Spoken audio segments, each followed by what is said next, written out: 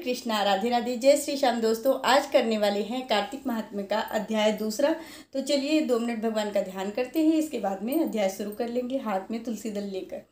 बोलो कृष्ण कन्हैया लाल की जय। भजमन नारायण नारायण नारायण, गोविंद नारायण नारायण नारायण, भजमन नारायण नारायण नारायण, लक्ष्मी नारायण नारायण नारायण, लक्ष्मी नारायण भगवान की जय।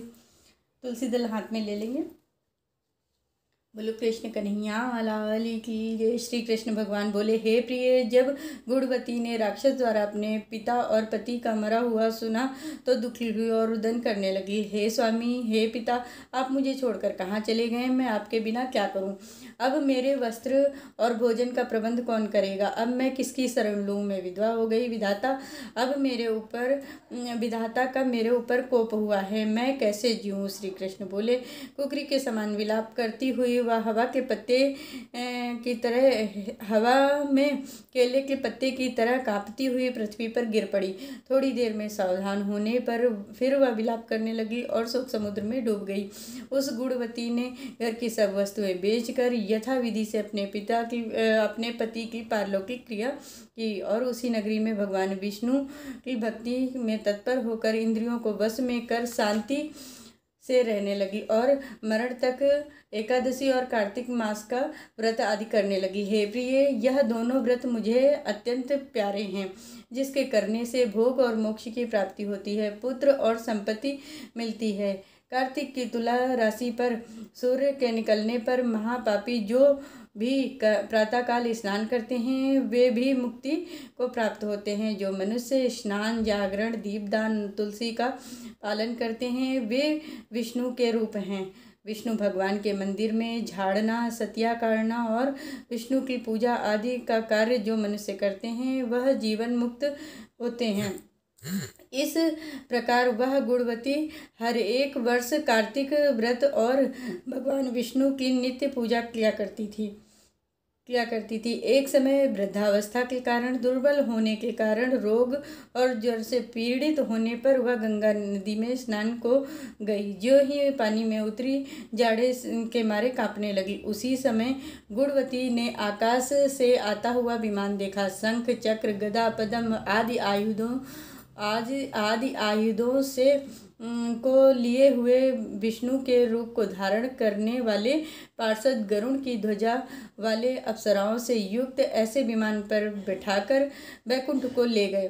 प्रदीप्ति अग्नि के समान कीर्ति वाली गुणवती विमान में बैठी हुई कार्तिक व्रत के प्रभाव से मेरे पास आ गई। जब ब्रह्मादि देवताओं की प्रार्थना से मैं पृथ्वी पर आया तब वे गण भी मेरे साथ आए।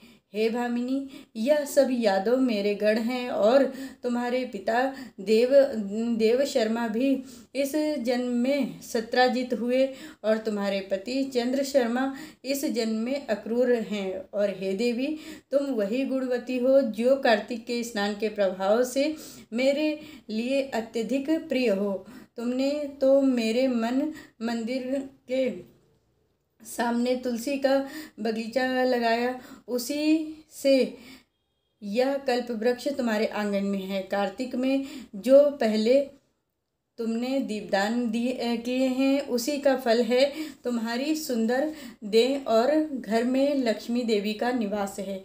जो संपूर्ण व्रतादि पति स्वरूप भगवान को समर्पण किए थे, इसलिए तुम मेरी पत्नी बनी। और तुमने जन्म मृत्यु तक जो कार्तिक व्रत और उपवास किए हैं, इससे तुम्हारा वियोग मुझसे कदापि नहीं होगा। इस प्रकार कार्तिक में व्रत करने वाले तुम्हारे समान मेरे प्रिय होंगे। सूत जी बोले, सत्यभामा जी अपने पूर्व जन्म का सब हाल जानकर बड़ी प्रसन्न हुई। बोलो भगवान श्री कृष्ण की जय। लक्ष्मी नारायण भगवान की जय। श्रीमन नारायण नारायण नारायण, लक्ष्मी नारायण नारायण नारायण, गोविंद नारायण नारायण नारायण। बोलो लक्ष्मी नारायण भगवान की जय। आज मैंने आप सभी से कार्तिक महात्म्य का अध्याय 2 सुनाया है। इस कथा को ज़्यादा से ज़्यादा शेयर करिए। जो लोग कार्तिक का स्नान करते हैं उन लोगों तक इस कथा को ज़्यादा से ज़्यादा पहुँचाइए। हरे कृष्णा, राधे राधे।